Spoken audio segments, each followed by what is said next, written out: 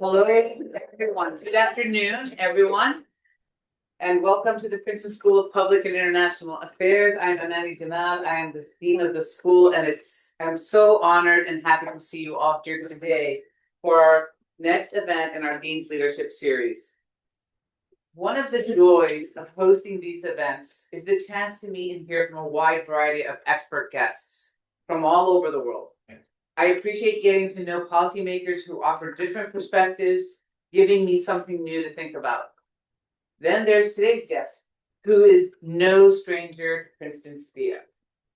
Damon Wilson earned his master's in public affairs from the great class from SPIA, but he's from the great class of 1998. Since graduating from SPIA, Damon has served as Executive Vice President at the Atlantic Council, as Special Assistant to the President and Senior Director for European Affairs at the National Security Council, as Executive Secretary and Chief of Staff at the U.S. Embassy in Baghdad, and as Deputy Director in the Private Office of the NATO Secretary General. Since 2021, he has served as the President and Chief Executive Officer of the National Endowment for Democracy, a congressionally funded private foundation dedicated to advancing freedom and democracy worldwide. And I'm privileged to serve as one of NED's board members and as one of its Middle East experts as well. Under Damon's leadership, NED has sharpened its strategy, investing in freedom entrepreneurs, advancing democracy in their own countries.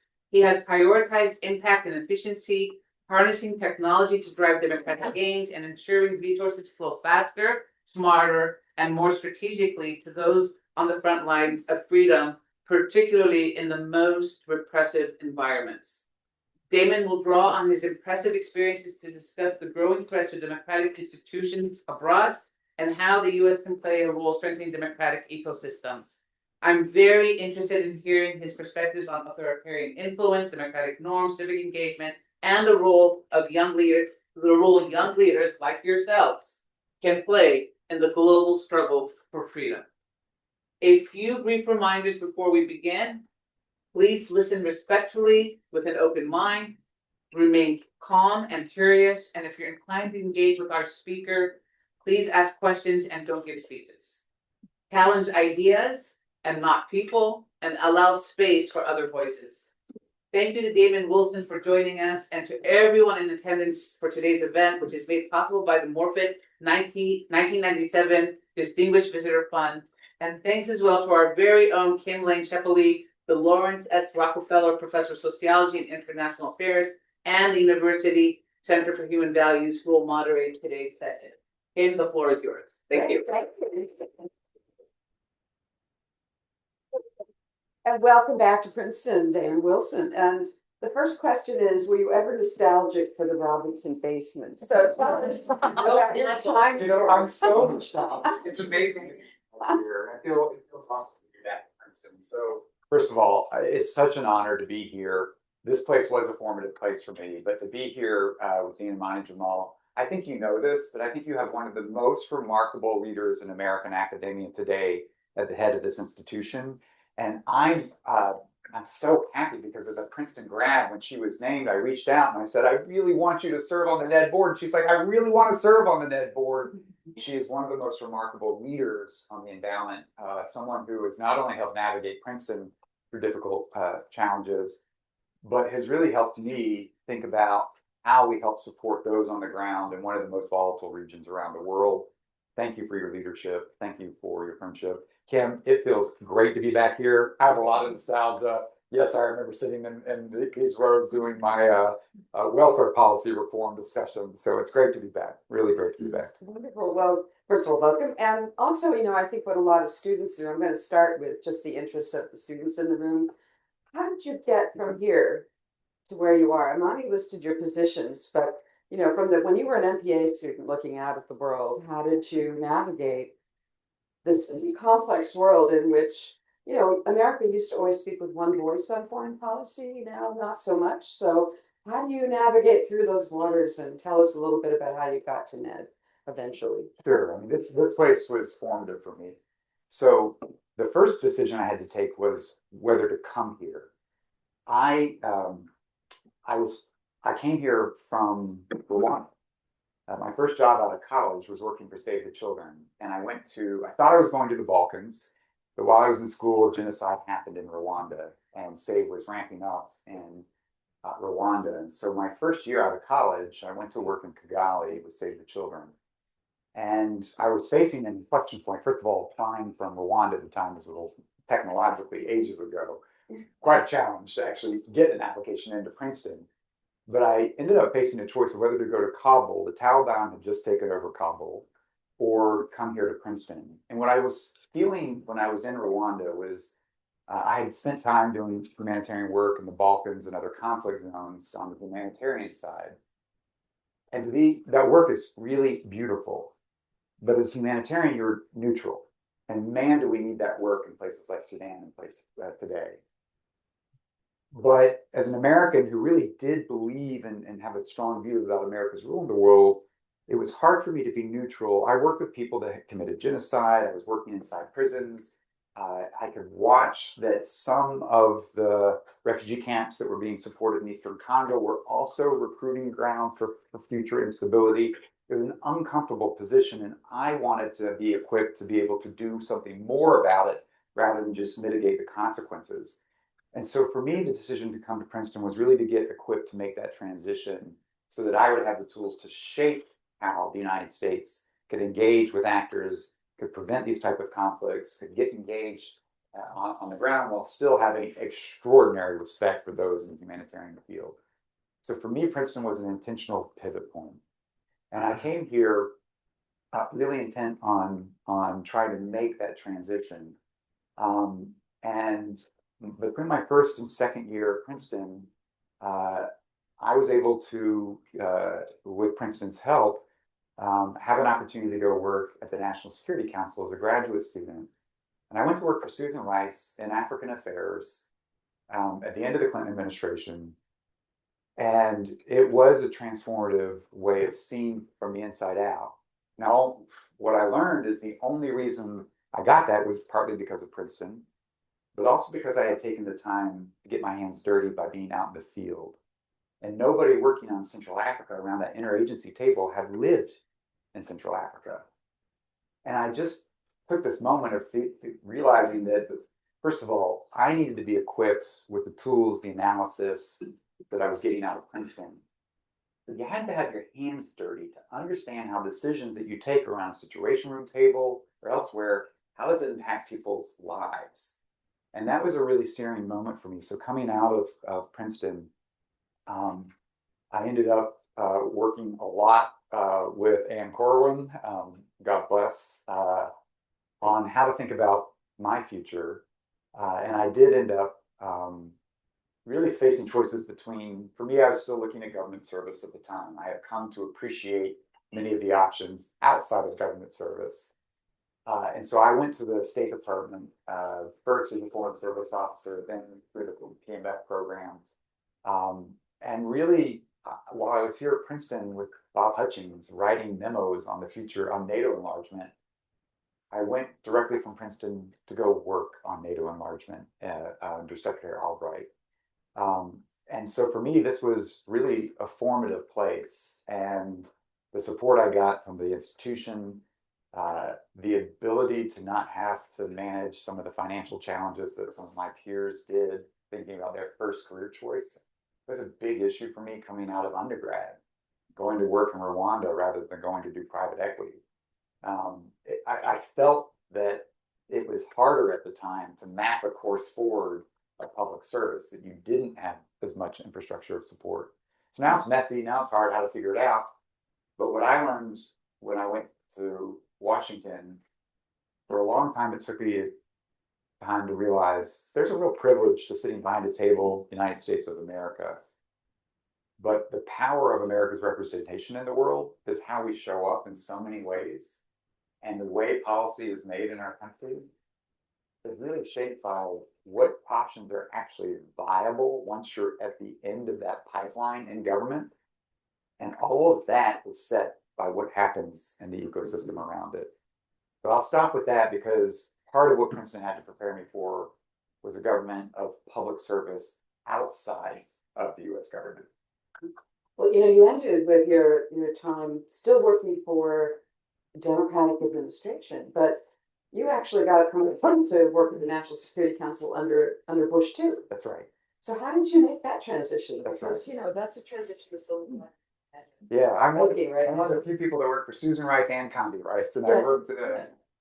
All the races. I worked for Condi Rice and Steve Hadley at the NSC. And look, I take it back to Princeton. Um, I had some good opportunities. In fact, a lot of people thought I was a political appointee because I had some senior jobs at the White House. I learned early on that I wasn't.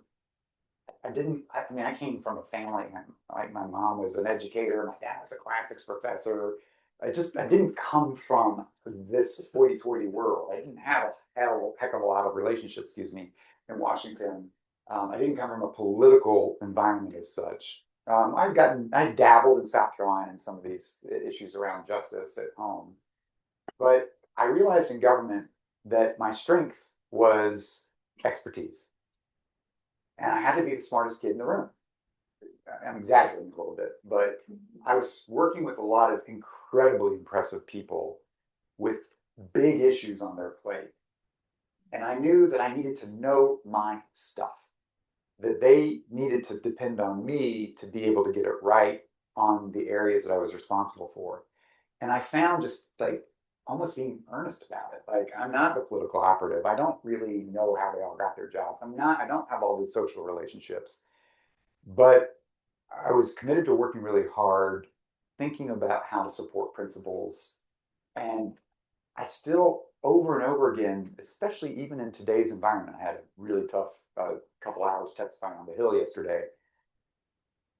If you read the headlines and you follow outrage TV and you watch news on TV, it's performative. There are lots of big headlines. At the end of the day, people need substance. They need facts. They need to understand how things work. They actually need to execute. Like, the reality of getting things done, do not underestimate it. Yes, we all have social influencer culture. Things are different. It's complicated.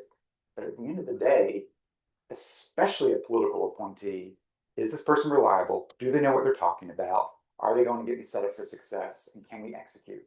And at the end of the day, it matters. So I leaned in on skills I developed in Princeton, in the real world, on my expertise. And I found over time that it built relationships of confidence, first with Democratic political appointees. And I went to work for Lord Robertson as NATO Secretary General as his Deputy Chief of Staff. One of the key skills was not being trapped as an expert, but understanding how to take expertise and adapt it to a cabinet level, to a public setting, how to translate it so that it was accessible. And it really led to an opportunity for me to support and staff a lot of principals.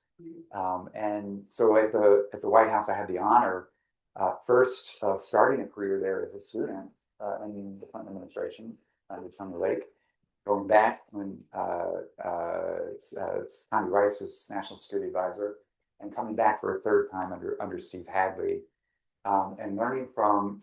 It was so beautiful to work for Democrats and Republicans, and it's noisy. There's a lot of politics, but there's so many people that are really smart, that love our country, and that want to get things right. And that's the team I wanted to be on. How to actually help us get things right. It's messy. You need expertise still. Well, so you went from that and from NATO enlargement, back and forth NATO and Security Council to the Atlantic Council. That may be a body that this group doesn't know a lot about, but you had good preparation for that. So let's bounce to there before we get to Ned. Sure. So I went to the Atlantic Council because I wasn't quite sure what to do after leaving government. I thought, oh my God, I was relatively, I was in my 20s as Deputy Chief of Staff at NATO, and now I'm in my 30s at the White House. Like, what am I going to do? Like, this was fun, and how's it going to compare when I leave government? But I went to the Atlantic Council, which at the time was a pretty small think tank, not on the best financial footing, and joined to help run the security program. For me, it was a natural place because it was about how does the United States work with its allies and partners to solve global challenges? And that was kind of my job in government. How does the United States work with allies and partners on big global challenges? And it really was an informative experience for me. First of all, I think one of the only reasons I was able to thrive at the Atlantic Council is because in government, I went from being the policy expert to having to run big stuff. And I undervalued that when I was a student. But the only reason I have my job today, the only reason I was at the Atlantic Council is I ended up having to run Embassy Baghdad. And I was totally ill equipped for this. But in the middle of a war where I turned down the job at first because I don't speak Arabic. I'm not an expert in Sunni Shia politics. I was always the expert in the room. But I realized I had worked at the NSC long enough. I knew how to organize an interagency, and Baghdad was an interagency. I knew what Washington needed. And at the time, in the middle of war, Baghdad was on with the president twice a week. I knew how to prepare everybody at that embassy to brief the president. And so it was transformative for me because I had to manage an institution where I wasn't the expert in anything. But as I solved problems and helped that embassy work, especially for people that were under attack, we were attacked every single day that I served in Baghdad. And I had employees killed. It was a very difficult environment. And just by making things work, it was so rewarding to see my job was to empower everybody else to do their job. I was like, okay, that's a thing. And that's not what you're trained to do in the US government, for sure. And so that's what led me to the Atlantic Council to combine big ideas and strategy. You got to have substance, and that's the whole point. It's about substance. But if you can't run something, if you can't manage something, at the Atlantic Council, I realized you had to actually do that with a budget, which I didn't have to manage at Baghdad either. And so that was a really disappointing function for me. Lead with the ideas.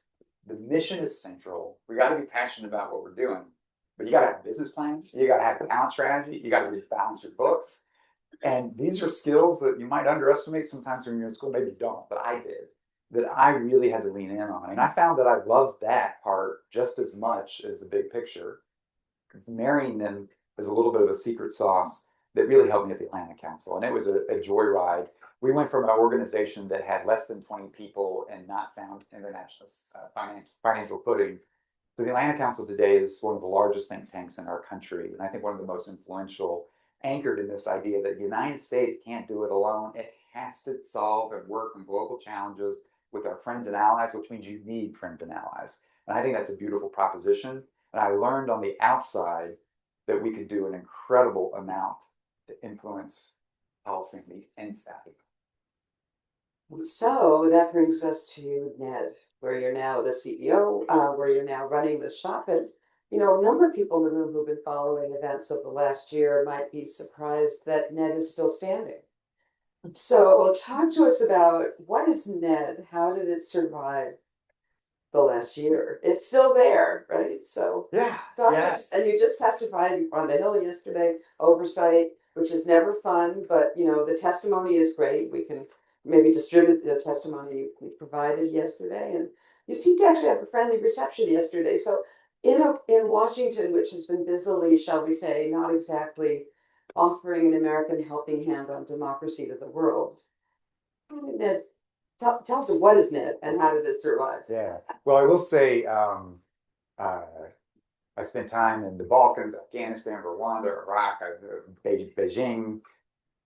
Last year was the toughest. Last year was the toughest, which so you're getting fired at every day in some of your assignments. So that's it. Well, look, Ned's awesome. The endowment, National Endowment for Democracy, it's America's foundation for freedom, and yet it's a unique beast. It sort of grew out. There had been a long time push in Congress, led by the Democratic House Chair of the Foreign Affairs Committee, who was inspired by German Stiftung, helping the Portuguese and Spanish transition to their democracies. And he wanted to really see how could the United States be a greater force through this. But it wasn't really gaining traction. And then President Reagan, the Westminster Address, one of the most remarkable presidential speeches.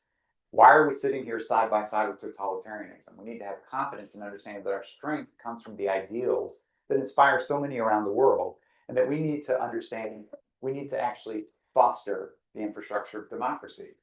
And it led to a process, maybe on its own, this could have become a government bureaucracy. But there was a real heated debate that led to the creation of the endowment as a private foundation. So we're a 501c3 with a self-governing board. And yet we have a piece of legislation, the NED Act, that gives us a congressional mandate and the backing to do work in tough places. And it's a really beautiful proposition that if we're going to support freedom and democracy around the world, it's not a top-down directed US government, go do X. It is a bottom-up idea of how to support the infrastructure, how to support elements of democratic change globally, recognizing it's not our country, not our country, not our culture, not our fight. We're not here Americans to tell other people how to go build democracy. You do it this way, only about elections, it has to look like this. None of that Hebrews. It's very kind of not typically American in that we have to check that at the table and say, what do you think? What are you trying to do? And people have to come ask us for support. And so it's a talent scout operation to find the most remarkable people and organizations around the world that aren't doing this for us or not doing this for a grant. They're doing this for their communities, their families. And it's our privilege then to say, if you'd like support, we can give you some modest support. That's why we now have 17 Nobel Peace Prize winners in our portfolio, and none of them began that way. Some of them began 20 years before you ever heard of them with a $20,000 grant and have gone on to really change the world. So it's a real path to that operation, but built on the idea that it's not one person, one project. You need to foster an ecosystem. And so we support these ecosystems in countries. So we support we have about $270 million in grants in 90 countries, 1,500 partners around the world. And we have especially, we prioritize the work in the most difficult places. We talk about China and Russia, North Korea, Cuba. But we also support American institutions, private institutions, supporting democratic development around the world, building on the tradition of labor unions. Labor started this first in our country. Famously in solidarity, this was a big effort to help labor unions support solidarity during communism. And so building on that labor tradition to support IRI, NDI associated with the Democratic and Republican parties to do political party development, parliamentary oversight, civic engagement, as well as the Solidarity Center with the AFL-CIO affiliation and the Center for National Private Enterprise with the U.S. Chamber. It wasn't just democracy, it was also free enterprise that helped win this big struggle. So that's sort of the concept. America's Foundation for Freedom, private, and how it's directly related to how we exist today. Yeah, there was a little bit of an effort to step on our funding. We're publicly funded. We have a direct line item from Congress, pretty unique approach. We had to turn, after a lot of back and forth, a lot of political engagement. Nobody could figure out this. There was a lot going on in Washington last year. Nobody could quite figure out what's going on. So we had to turn to Article 3 branch. This is congressional intent. Money's not flowing. Really hard to unpack that. We ended up being able to get all of our funds restored. We did go through, in part, the respect of the authority that at the end of the day, I'm hired and fired by my board. Your dean had the privilege of being a boss. It's a self-governing board. Now we do have statutory requirements. Has to be balanced between Democrats and Republicans. Has to have representation of business and labor. We have 4 members of Congress that serve on our board. So it is baked into the idea of private, independent, yet still very accountable to oversight from Congress, as well as consultations with the executive. So that's a bit of a debate right now. We've got to make the case both for this work and for our structure. And that's a bit at issue. I feel really proud of what we do and how we operate, but I don't take that for granted. And I understand as a publicly backed institution, I have lots of bosses that we need to help understand why this is in the long-term interest of our country. I want to dig into a little bit of the structure of NED because you've got these 4 partners that are crucial, both because their funding comes through you, but also because they represent very different American constituencies and they work with different kinds of partners abroad, right? So your 4 big partners: International Republican Institute, IRI, which you mentioned, National Democratic Institute, NDI, which you've mentioned. Some people who have worked abroad may have run into them. But also the Center for International Private Enterprise you mentioned, which is part of the Chamber of Commerce or the sort of international outreach branch of the Chamber of Commerce, and the Solidarity Center, which comes out of AFL-CIO. So you've got Republicans, Democrats, Chamber of Commerce, and Labor covered. Okay, now, first of all, how do you work with those partners? And how do they defend you in these Well, moments? first of all, Dean Jamal has seen this. I loved it. I mean, frankly, my public service helped prepare me. I have worked with Democrats and Republicans my entire life. We are such a loud, boisterous, political, polarized nation right now. When you sit in on a NED board meeting, it is dramatically different people of different views coming together to see how we can support actors of and support of freedom and democracy around the world. It is beautiful. I see that as our contribution to American democracy, to keep people with incredibly diverse views behind the idea of that's what democracy is. And democracy is pluralistic views, huge differences that can be resolved through institutions and peaceful processes. And so I just love it because we have right, left, we have three Trump administration officials, Obama, former Trump, former Obama, former Biden, former Bush. We've got business, we have labor. You put AFL, CIO, and the chamber in a room together. You put members of Congress sometimes in a room together. Let me rephrase that. You put them in a room together with a TV, and there might be some sparks. You get rid of the TV, you put them together. How do we actually think about what's really important for things that we do agree on, foundational values that our country is founded on? And it's beautiful. So the idea is, how do we replicate support for pluralism? So we don't pick and choose candidates. We're not out there saying we're going to support this or that, or we're not tipping the balance. We understand that to do this, we need diverse pluralistic constituencies working with diverse pluralistic constituencies to develop the ecosystem of checks and balances. That doesn't mean it helps when there's a fight up on the hill. We've got labor, we've got business, we've got Democrats, we've got Republicans. We have a constituency of support.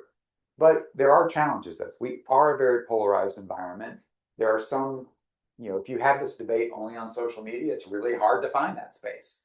I think we kind of lose this debate on social media. We were just talking, if you can bring this into serious settings like a public hearing before Congress, which is a lot more serious than a social media setting, it gives us a chance to have a serious conversation about what's really good for our country and try to build some degree, I won't call it consensus, but some degree of a bipartisan sense of, yeah, this is good for our country. In your testimony before Congress yesterday, you mentioned some of the trouble spots where you work, and really the top ones, right? So you're in China, you're in Russia, you're in Venezuela, Cuba. It might help everybody figure out the kind of thing Ned does if you pick a country, any country, and kind of tell us how Ned winds up supporting local initiatives and how it gets in there, given that many of these regimes are not ones that are on very friendly terms with the US government. Sure. Maybe I'll just quickly unpack China and Moldova, a place where we support, a place that's more difficult. So I'll do it real quick. I'll try. Look, our largest program is China. This is a really complicated place. First of all, private capital has trouble doing what we do because, autocrats don't really like it. So you need to be prepared for the FSB, the CCP. You need to be prepared for entities to attack your institution, to attack your reputation, come after folks. But what we do is really quite modest in some respects and transparent. It's on our website. We spent $13 million in China. We support about 50 projects that have partners in the mainland, Uyghurs, Tibetans, Hong Kongers, but also China around the world. I'll say just a word about that. So what does it mean? What does it look like? So we do this over time. We've been in 80 countries for more than 20 years. Our staff speaks 45 languages, learn a language. Our staff speaks 45 languages. You can apply for a grant in any language at NED. And so what we do is relationships of trust. We're not about project managers. Yeah, we have to manage projects.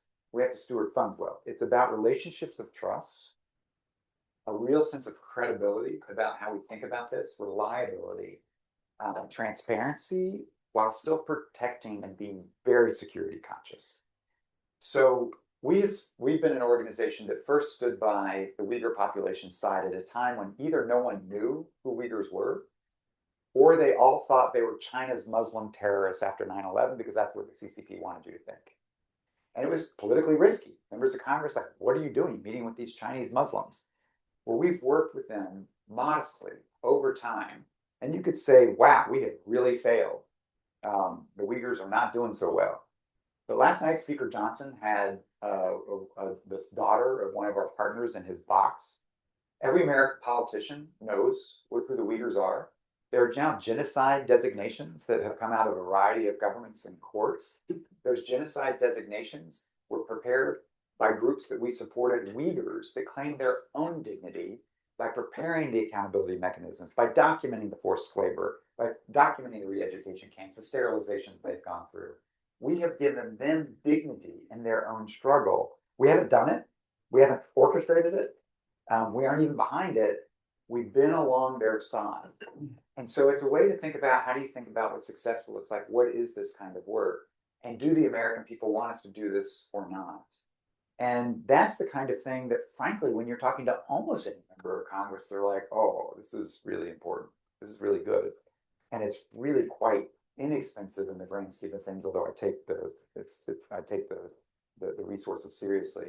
In Moldova, it's a completely different environment. It's a very open environment and one of partnership, and where our partners are all very public. And so what have we been doing there? We support the only independent media in the country. In fact, we support the only Russian language independent media in the country, because you can imagine the ecosystem in which they operate. But not only that, we support the only independent media operation in Gaguzia, which is a Turkic language. It's a place that's really complicated. Like, we're in the local communities, helping to feed local communities with what they need and what they're trying to do. But we also support the fabric of civic society, and we've supported the party institutes that have worked for years to develop citizen engagement and voter registration and election integrity. Our partners have helped the Moldovans build. Most Moldovans do not live in Moldova. They've gone out for economic reasons across the European Union. And our partners have helped build a very sophisticated mechanism of voting that has allowed them to have a voice in their country, which has really helped in the face of a massive Russian onslaught in the last election. It's helped Moldovans keep their sovereignty, and it's beautiful. And they did it, but we helped support a little bit of that. And so that gives you a kind of a flavor of where we are open in partnership and support, and where we're working in a hostile environment, but still find ways to back organizations on the ground. So this is really exciting. We talked a little bit, you and I, yesterday, a little bit about occasionally the U.S. comes knocking at the doors of the countries that you work in. Let's take Venezuela, where until now, U.S.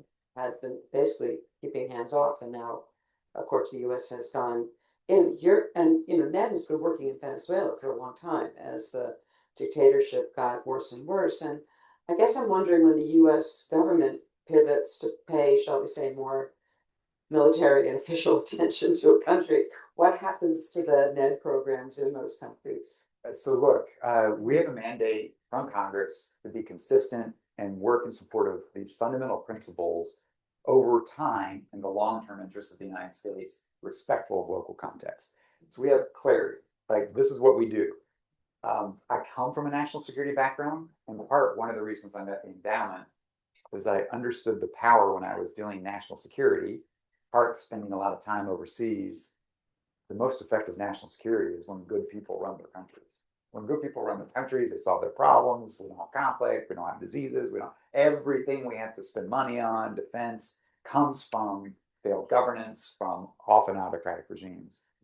So we don't do foreign policy at NED. We supplement and complement American foreign policy. And so in a place like Venezuela, we've been in deep in Venezuela for decades, in a really tough situation. All the political prisoners, supporting democratic organizing, student groups, labor groups, all the independent media across the country, that have proved fundamental to the environment in which we're in. A unified opposition that rallied around Maria Corina Machado, documented election, the support for the tally sheets, all of that proved that Gonzalez's victory, the coverage that they had across the population, the organizing capacity. And yet, yes, we're in an environment right now where Maduro is gone, Delcy's in charge. We don't have democracy in Venezuela yet.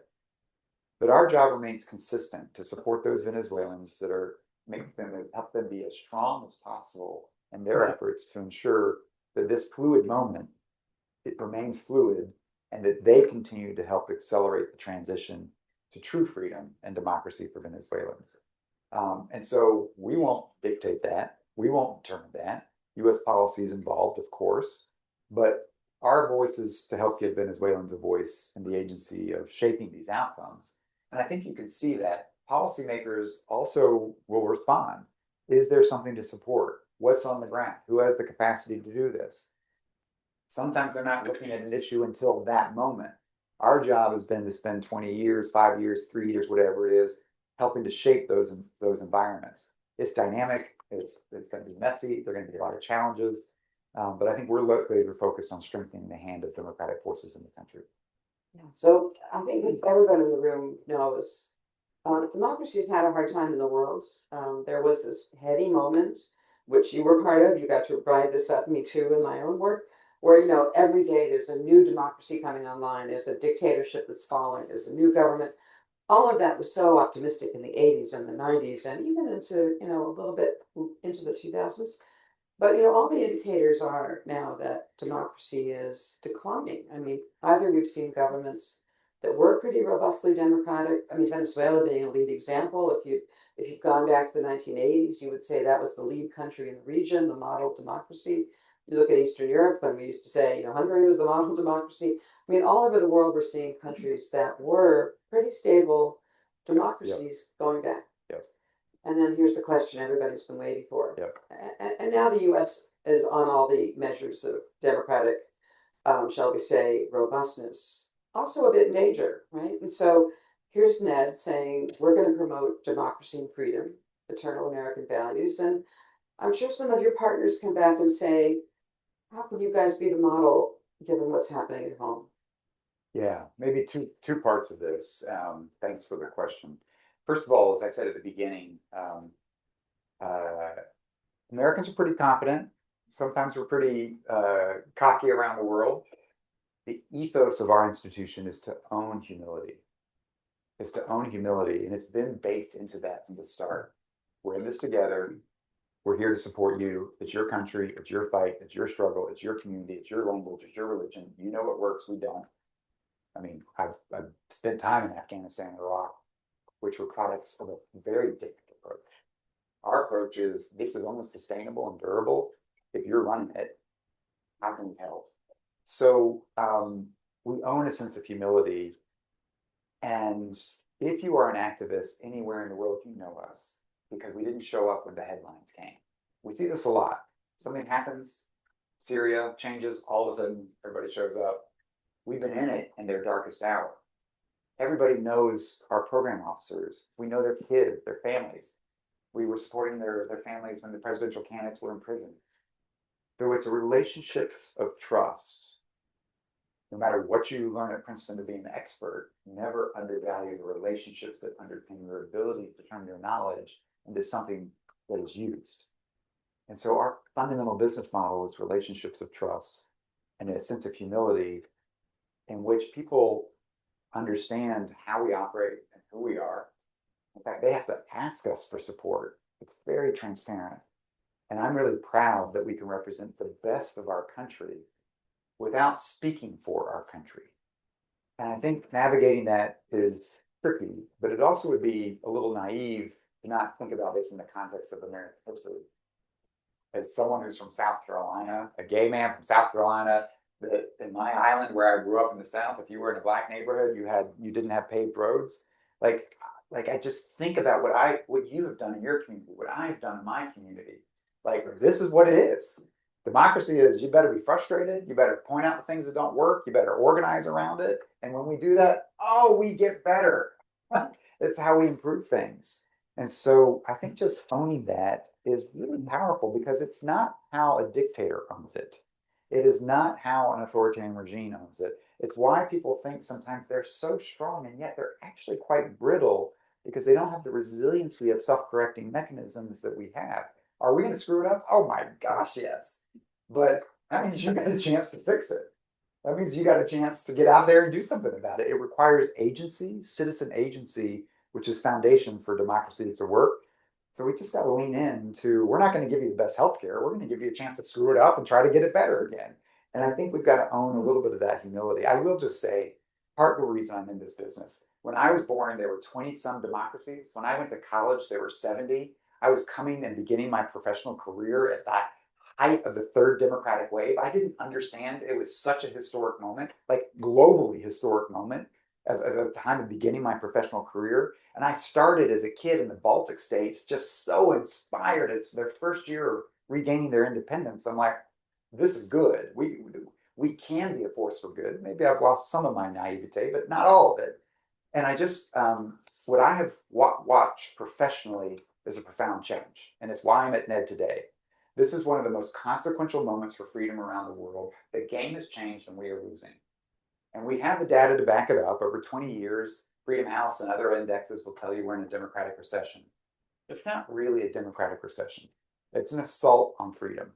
And it's complicated for a couple of reasons. And one is, frankly, 20, 25 years ago, we all started communicating with each other differently. It's the entire advent of a new information ecosystem that has incentivized and monetized polarization. So it's been pretty tough for how we talk to each other, relate to each other. It's put stresses on our own democracies. We see that. We're figuring that out. But it's also been coupled with an authoritarian assault on democracy, where we have seen the perfection of control at home using technologies and surveillance and the facial recognition that can tell if you're a Uyghur. We've seen repression at home being turned into an export industry, tools, tactics, technologies, surveillance, safe cities around the world, that is backed by a state capital enterprise. The amount of money that's going into this is extraordinary, especially when you consider, 1% of U.S. philanthropy goes into democracy. We've cut public funding for it. We're a $315 million organization. I will tell you, we know in open sources what China, Russia, others are spending on this. And on top of that, we saw something that has become new. It is not just the export of that, it's working together to back each other up. So you think about what's happening in Ukraine today. It's Chinese technology, Iranian drones, 20,000 Cuban combatants, 4 North Koreans. This is Autocracy Inc. in action in Ukraine today. You think about what was going on in the Maduro regime. It was Cuban intelligence operatives around him, protecting him, because that created sort of the core of a security protected state. It did become a narco operation in which 2,000 generals of Venezuela, more than in NATO, are on the take from drug trafficking. Like, the game has changed. And the data shows, and I'll stop with this, but if you follow nonviolent civil resistance, we for long could show, if you want to be free, follow Gandhi, Martin Luther King, you will have a better chance at succeeding. It's not just because you're good. Be pragmatic, you'll have a better chance at succeeding with nonviolent tactics. And when we look 5 years after a revolution, whether it was peaceful or violent, 5 years later, those that were peaceful have a much higher outcome of remaining democratic societies than those that had violence. That data began to change about 20 years ago. And we have seen a precipitous drop-off in the success of nonviolent civil resistance movements because of a counter assault. When we support democracy in a benign environment, a relatively open environment, we saw the power of peaceful protests. When you are in a hostile environment that's weaponized, financed, it's a lot harder, which means we have to up our game. And it's why, as a national security person, I left national security, come figure out how we modernize the fight for freedom, because we're not winning, but it is such a powerful force. Because every time I spend my days with people, when you tell them who they worship, how they can live their life, whether or not they can keep the money that they earn or they have to give it take, it drives people crazy. I mean, it is a universal aspiration. And so if we can take a minute, take a breath, and realize that we have billions of allies around the world, the people that want to live their lives with dignity. And our job is to help empower people to live their lives with dignity. And when they feel like they have recourse at home, wow, drug trafficking, migration, conflicts, all this stuff that we have to worry about is mitigated. So we got to figure this out. We don't have the answers, but I am sure that people in this room, students, people that are frustrated by the environment, they're going to help us figure this out. And with that, I want to open to get at least a few questions from the audience and before our time is up. Yeah, you're in the front row. Hi, thank you so much. Excuse me, my name is Isabel. I'm a PhD student in the politics department. I work on Eastern Europe, including Moldova, and I've spent a lot of time in Croatia. So I'm familiar. A long time ago, And I'm very happy to hear a shout out. That's right. So one thing I've noticed, and I think this is a broader issue, is in places like Moldova where you have a very polarized political system, where you have a lot of Russian influence, the perception of being, funded by the Americans can sometimes discredit people, or at least be used to discredit them, the hand of Washington, etc. So I'm wondering how you look at that trade-off and what kinds of things your organization does to perhaps combat that kind of negative image that you might get as an activist in a Russian-speaking, say, community. Sure. So first of all, you will hear, this is it's not a random talking point. It is a state-sponsored campaign, really led by Russia, China, but other authoritarians. We're a group of 200 people with $300 million sitting in Washington, providing modest support. This is an effort. When you tell people, if we go talk to a Hong Konger or a Ukrainian and say, they say the Maidan because of Ned, or Hong Kong protests because of the American support. I mean, you know how offensive that is to a Hong Konger who's out on the streets? You know how offensive that is to a Ukrainian to say, wait, I'm on the Maidan because of the Americans? Are you kidding me? This is how dictators gaslight their own people. They need to undermine their credibility by saying, they're just agents. They're just agents of others, which is why we only support people who ask for support. They have to come to us and actually apply and say, we know who you are, we know what you do, we want your support for what we do, and that we are transparent about that relationship and how we do it. We're transparent about our operations without disclosing all the personal details of grantees. So it's a nasty fight, and it becomes a decision of groups to decide what they want to do. What we do is empower them. We're going to follow all US laws. We're reporting to Congress. We do this above board. But they have to figure out what risks they want to take, how they want to manage that. We'll work with them on that. But our commitment is we will be with you by your side, and we will help you do that. If you have a relationship with us, we're going to make sure your digital and physical security is enhanced. We're going to build that into our grants. We're not going to increase your risk. We're going to do everything to decrease your risk. But ultimately, it's about demand-driven decisions by local actors. But we do need to recognize there's a campaign to undermine them. This is where U.S. diplomacy can be helpful, pushing back on those narratives, and that's challenging in this media environment. There's a question over here. Yes. Thank you so much. My name is Nadara Youssef. I'm a current MPA. Thank you for taking the time to join us in the basement again. So I wanted to pick up on a point that you made about the need to justify the way that you're spending your funding to a variety of different stakeholders. And with one of the things we're seeing in the pressure on philanthropies or other institutes that provide grants is the need to kind of show success. And so we're seeing a lean towards more product delivery rather than funding process delivery. And kind of democratization is a messy process. It's unsexy. It doesn't provide clean results very quickly. And it takes a long time. So I'm wondering, what are some of the kind of general indicators of success that you see in processes of change? And when you're reviewing these grant applications, like, this is the type of thing that would work, just as sort of general indicators for process change. Sure. Look, I'm a very results-oriented type of person. I think that is the secret to getting things done in public service, where you can get trapped in process. It drives me insane. But democratization, as you said, is complicated. So we have to be really thoughtful about this, and it's not easy to do. The trap I see, sometimes this pushes you to try to, I'm a big data freak as well, but I've also seen this go haywire, in which now we're talking about like outputs, not outcomes. We are incentivizing adverse behavior where we're trying to get something that's more measurable, but it actually has much less impact. I've seen that warp US government frameworks for awards and how to think about that. And I've also seen people lose sight, worrying that we are more compliance officers and auditors rather than we're in the fight for freedom.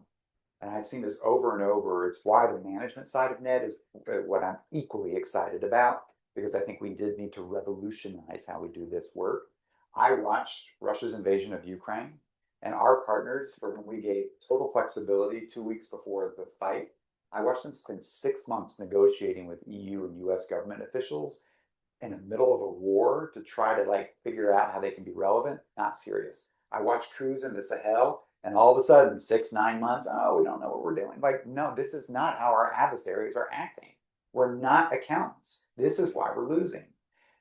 But if we can't be accountable, if we can't show results, so we're very serious about how to think about grant level analysis. How do we actually come out of the grant level so that we can show $115,000 to safeguard defenders to do research on CCP transnational repression led to an outcome of documenting 53 CCP police stations, more than 100 CCP police stations around the world, 53 countries, including one in Manhattan. And now that the people in Manhattan are in prison and before court. $115,000, I'll take it. That's a good outcome, and we can explain that. How did that project lead to some type of outcome? But I think it's more important than to do portfolio analysis. So we do this at the country level. We do this across our portfolio. We'll do case studies over time. And that Uyghur example was a good one. If you looked at our Uyghur portfolio from one perspective, you can say complete failure. If you looked at it in another perspective, they've gone from the shadows of darkness where nobody knew who they were to now pretty much globally, if you're paying attention, you know the Uyghur cause. That didn't just happen. That came out of consistent support that actually took about 2 decades. If you have the perspective of like, oh, we can't get this Uyghur cause done in 6 months, you're in the wrong business. And so it's hard for our country. It is, because we do need to show grant results. But as Kim said, I mean, let me just read the Freedom House ratings. Damon, you're doing a bad job. Ned's losing. Okay, that's a little hubris also to think that we can sit there and micromanage and watch central planners of a Politburo. We can micromanage outcomes globally. So it is a combination of grant analysis, portfolio analysis over time, along with helping to take data that underpins some of that impact, where it helps to have a data-informed analysis, not data totally dependent, and bring that back to what is still powerful with the stories that back it up. And I understand you don't defend these through anecdotes, but I will tell you, we've seen institutions taken down because of anecdotes. The truth is that political and public actors only relate to those stories. We had a massive melting. We had so many evaluations and reports. Dean Amani Jamal saw we bring in outside evaluators of our Iraq program. Does that move the needle on Capitol Hill? Does that move the needle with the public? It doesn't. So you've got to be, I think, marry these tools together. Now, if you're only out there telling stories, expertise matters. People are going to look under the hood and say what's going on. But you've got to marry that together, I think, in a comprehensive way that brings people along. And you've got to be willing to acknowledge where this isn't producing the kind of results we need to see. About 25% of our portfolio is renewed each year. And that just shows sort of a venture capital mindset of take some risk. Often we're the first donor for an organization. Many publicly funded organizations would never take the risk. They would never be the first donor. So we know, let's be the first donor, let's take a risk. Maybe it's going to work, maybe it won't. When it works, let's scale it up, get other donors to come in. If it doesn't work, let's move on. That's a hard mentality for public funding. Yeah, time for one last question here in the front row. Thanks so much for coming. My name is Christian. I'm a first-year master's student here as well. I'm curious to hear about the transition you made from being a substance expert to more of a manager. You mentioned how you didn't think about that much during graduate school, but if you were to go back, what would you be thinking about if you wanted to make that transition? And then the second question is, when it comes to trying to grow in leadership, I'm curious if you find that within government, is that easier versus going outside of government, maybe the think tank space or the private sector? Thanks. And can I just ask a quick follow-up, David? Please. What was the most profound course you took? You know, I love this place. I really did. I was so privileged. I mean, look, my grandmother worked in a textile mill and went to school through 7th grade in North Carolina. And to be a little kid from South Carolina to come to Princeton, like I was uncomfortable. I was really not comfortable in these settings, and so it was a huge privilege to be here. What I three quick things to do public policy and really with a group of really smart people who were internationally oriented, where I kind of felt a little bit intellectually under the norm, like I felt a little bit below the bar. I had to go to math camp to get ready for everything. I watched, for example, our debates. It was on welfare reform, and it really taught me like, I just don't. This debate doesn't work in South Carolina. I know that we're having a debate here that might work. I had colleagues from Bangladesh. I had colleagues from all over. And I had to think about, I've got to figure out how to make this work with my family. And this debate, I've got to adapt it into my community. And that was a real, I found the domestic policy stuff really interesting. It forced me to connect learning here with what my lived experience was in South Carolina. I had the joy of taking a class with Robert Hutchins, and every week we had to write an NSC memo. The place I've worked the most is the NSC. And I spent an entire class doing nothing but writing NSC memos. I even saved them about NATO enlargement because I went to the NSC and wrote memos about NATO enlargement. And I love Bob Hutchins for this. I mean, he really did help me think and prepare for that. And even Wolfgang Don Speck-Gruber, who I only found out yesterday passed. I'm so sorry for his loss. I took a class with him when I was here, and I worked on a complicated idea of shared sovereignty because I was worried about conflicts in Jerusalem and Kurdish issues, and really complicated idea. And I went to brief with Liechtenstein at the UN these ideas, and it really helped me learn. I got to know the Liechtenstein ambassador to the UN. She actually became the Liechtenstein ambassador to the United States when I was doing Europe at the White House. And it taught me something about relationships. Because of Wolfgang Don Speck-Gruber, yes, I loved shared sovereignty. It was great work. But the relationships I was able to create, Liechtenstein was getting teased in Washington because they had this White House access. And people were like, why is Liechtenstein getting these issues addressed at the White House? And I built this relationship of trust with that ambassador there. And it just helped me underscore, like, I need the expertise. I need the practice in writing. If you can't brief quickly and write quickly, Bob Hutchins and Susan Rice taught me that. Like, people get it on one page, brief it quickly. You have time to make 3 points to the president, but maybe just one. Like, that's discipline was really important coming out of Princeton to be prepared for that. But underpinning it was the relationships. And for me, that's the thing that I've carried from Princeton. I had a lot of students in my class that had such different experiences from me and their lived lives around the world. And we get together for brunch regularly in Washington. That is the thing that I cherish most, are the peers and colleagues I made, friends, some of my best friends, who still are remarkable partners in a professional community. And that's the one thing that I really took away from everything. If you're passionate about public service, you're going to be in a space that is often adjacent. And so I think the transactionalism of what can you do for me today and tomorrow, never a good move in business, not a particularly good move in diplomacy. But I kind of understood, and part of my way of navigating Washington is kind of knowing the most amazing people that are trying to do good for our country or their country, and being able to rely on them, have confidence in them, so that we can avoid the process track and just get things done. And that's kind of what I really took away from my experience here at Princeton. I love the time, I love the people, and I'm really grateful. And to do it with a little bit of financial support for something otherwise my family couldn't have done was transformative for my life and my career. So thank you. Thank you. Thank you. And we're so glad to welcome you back. Thanks.